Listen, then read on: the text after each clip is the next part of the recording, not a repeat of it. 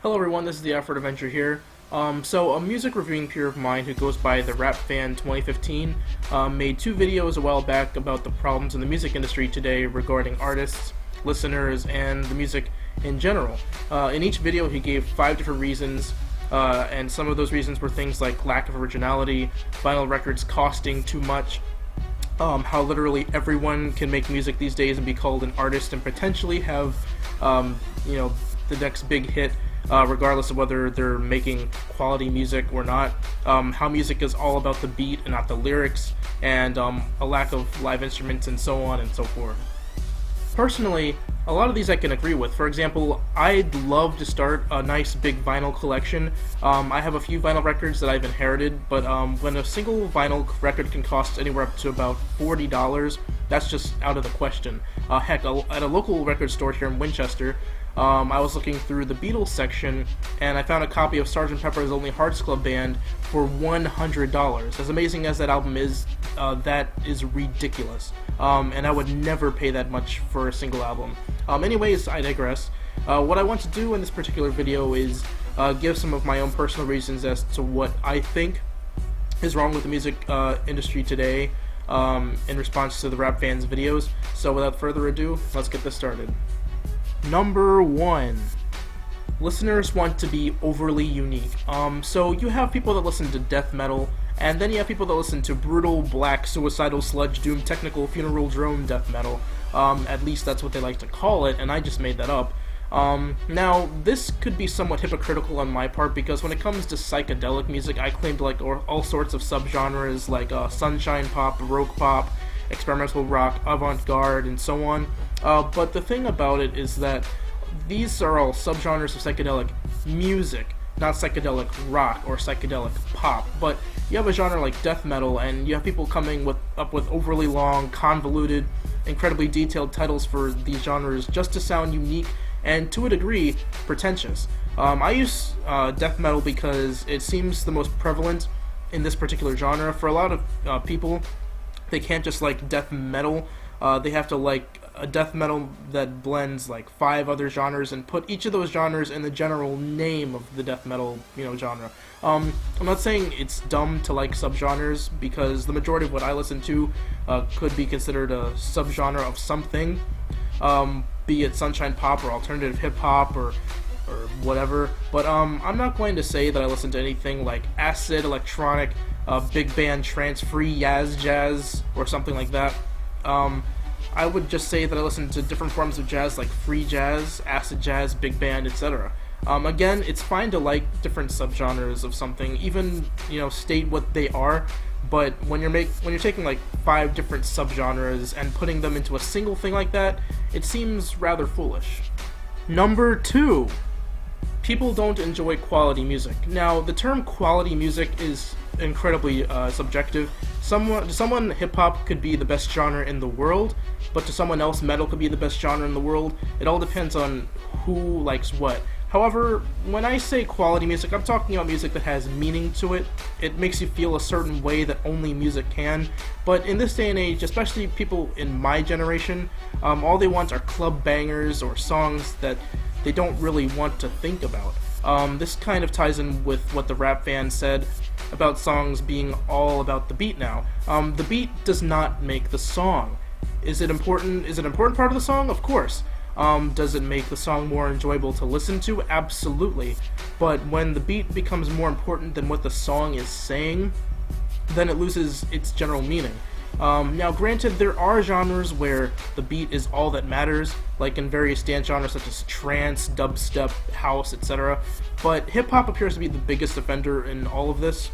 There are rappers who make songs for the specific purpose of dancing to at clubs, but rap is about storytelling. At least that's what it's supposed to be about. And people eat this kind of stuff up. They'll say like so-and-so is the best artist today, when all they do is make songs with hard beats and meaningless lyrics. Number 3.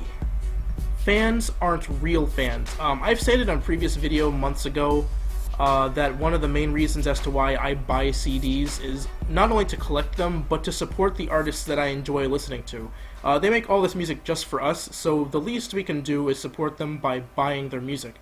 However, a lot of people these days will easily say that I love this artist, but makes no effort to support them by buying their music. Sure, they might, buy their singles off of iTunes or whatever, but that's about it. Also, something else, and this is more of a pet peeve of mine, is when people say they love an artist or a band, but only know like 2 songs by them. And it's the song that they constantly play on the radio. I can say I love bands like the Beatles, the Beach Boys, the Rolling Stones because I actively buy their records and merchandise. I've read and studied a great deal on them. I can name a good majority of their songs off the top of my head, and I listen to them quite frequently. But then again, that's kind of a pet peeve, so basically, if you love an artist, show it and support them. Next, number 4. People don't want to expand their tastes. I wasn't quite sure how to word this one, but the meaning is quite simple. There are people that listen to one genre and won't listen to anything else and then say it's bad before even giving it a try. I made a rant video a while back about how if you're this kind of person, I don't want to associate with you, and that was a little harsh of me to say, but even still, it seems rather foolish to only listen to a single genre and say everything else sucks when you haven't even listened to it. Oh, but then they'll say, I've listened to it and it still sucked. Again, this is highly prevalent when it comes to hip-hop. I've listened to one rapper, Young Thug, and he was terrible, something somebody might say. It's not really fair to disregard an entire genre for a single artist. And when you purposely only listen to one genre, you're depriving yourself of an entire world of music. Number 5. A lot of albums have no cohesiveness. Back in the 60s, 70s, 80s, and even the early 90s, a large portion of albums had a cohesive story and flow throughout. This is in part due to the idea of the concept albums, which were huge in the 60s and 70s. This day and age, though, a lot of albums are just a bunch of songs thrown together to create these albums. And even though a lot of albums may have a common theme, it means nothing if there's no cohesiveness between each track. A good example of this is an album I reviewed a while back. It was In the Lonely Hour by Sam Smith. The album is supposed to reflect his heartbrokenness after this bad breakup he had, and practically each track is about heartbreak, but there's no pattern, there's no story, there's no clear idea for the album. It's just a bunch of sad songs thrown together to make an album. I also drew comparisons between that album and Ghost Stories by Coldplay, in that both albums had a lot of similarities, but in Coldplay's case, their album actually feels like a storybook telling the tale of Chris Martin's bad separation from his wife. So there you have it, no cohesiveness in albums.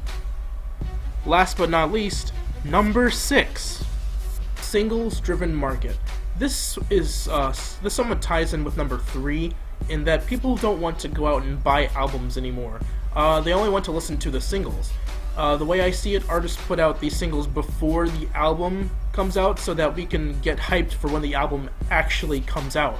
But a lot of people will stick to just listening to the singles, and they'll never know, the full story of the song or its relation to the other songs or other singles simply because they choose not to go out and buy the album.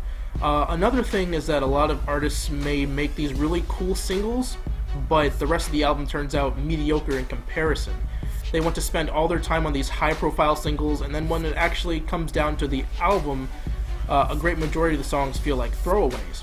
Albums are meant to tell the story of an artist. They want you to hear their full stories, and not buying the albums means you're only listening to a small chunk of what the story that the artist wants you to hear. And a lot of times people end up taking those songs and those singles out of context. A good example is Nicki Minaj's Anaconda, which is from her latest album, The Pink Print, another album I reviewed. While Anaconda is certainly not the best track on the album, it doesn't take itself seriously. But people might be drawn away from the actual album simply because of those reasons, which is, the album itself is full of deep emotional points, and it actually sees Nicki rapping a great deal, and it's very much geared towards like hardcore hip-hop fans, as opposed to her pop rap from past years. And I actually recommend that people buy The Pink Print, so there you have it, the final reason. Anyways, I thank you all for watching this another video. If you liked this video, please hit the like button. Also, subscribe to my channel, it really helps. And leave your opinions, your comments, and also, RapFan, if you see this video, I'd like to know what you think of some of these opinions. And anyways, I will see you guys in the next video. So long.